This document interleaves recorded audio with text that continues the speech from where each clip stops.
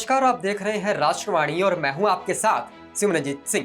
भारत से लगभग 7000 किलोमीटर दूर स्थित आर्कटिक आज दुनिया की महाशक्तियों के बीच एक नए तरह के कोल्ड वॉर का केंद्र बनता जा रहा है। ये वही इलाका है जहां तापमान अक्सर -50 डिग्री सेल्सियस तक गिर जाता है, लेकिन अब ग्लोबल वार्मिंग के कारण यहाँ की बर्फ तेजी से पिघल रही है। इस बदलाव ने न सिर्फ पर्यावरण संतुलन को प्रभावित किया है, बल्कि विश्व के राजनीतिक और अर्थव्यवस्था को भी एक नए मोड़ पर लाकर खड़ा कर दिया है। आर्कटिक में बर्फ के पिघलने से नए समुद्री रास्ते खुलने लगे हैं, जो भविष्य में अंतर्राष्ट्रीय व्यापार के लिए बेहद महत्वपूर्ण साबित हो सकते हैं। इनमें प्रमुख है नॉर्थ वेस्ट पैसेज, ट्रांसपोलर सी रूट और नॉर्थ सी रूट। ये रूट्स एशिया, यूरोप और अमेरिका के बीच की दूरी को काफी कम कर सकते हैं, जिससे समय और लागत दोनों में ही भारी बचत होगी। और यही वजह है कि दुनिया के बड़े देश इस क्षेत्र पर अपनी पकड़ मजबूत करने की कोशिश में लगे हुए हैं। और इस रणनीतिक दौड़ में भारत भी अब पीछे नहीं रहना चाहता। अब तक भारत की मौजूदगी आर्कटिक में सीमित रही है, लेकिन आने वाले समय में यहाँ अपनी स्थिति मजबूत करने की दिशा में भारत आगे कदम बढ़ा चुका है। इस दिशा में सबसे अहम साझेदारी रूस के साथ बन रही है, जो आर्कटिक क्षेत्र में सबसे बड़ी ताकतों में से एक है। हाल ही में भारत और रूस के बीच reciprocal exchange of logistic support नाम से एक महत्वपूर्ण सैन्य समझौता हुआ। इस समझौते के तहत दोनों देश एक दूसरे के सैन्य ठिकानों का उपयोग कर सकते हैं।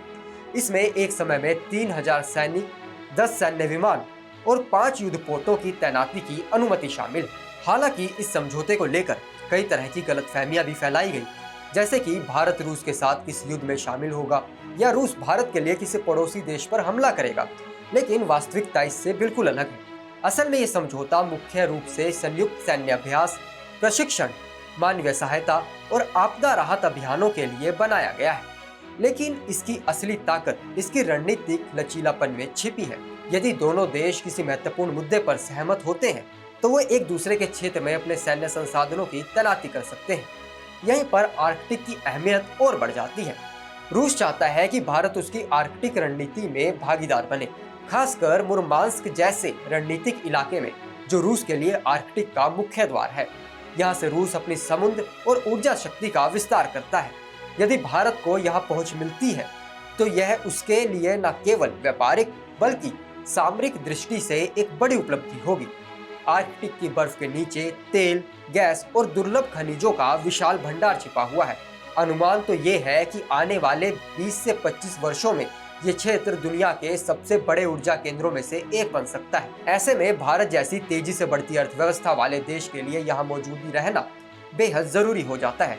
संक्षेप में और साफ शब्दों में कहें, आर्कटिक अब सिर्फ एक जमी हुई वीरान भूमि नहीं रहा, बल्कि यह भविष्य की वैश्विक रणनीति, व्यापार और ऊर्जा सुरक्षा का केंद्र बन चुका है। भारत और रूस की साझेदारी इस दिशा में एक बड़ा कदम है, जो आने वाले समय में विश्व शक्ति संतुलन को भी प्रभावित कर सकती है। तो क्या है आपकी इस मुद्दे के ऊपर राय? हमें कमेंट कर जरूर बताएं और ऐसी ही तमाम खबरों के लिए देखते रहिए राष्ट्रवाणी। मैं आपके साथ सिमरनजीत सिंह।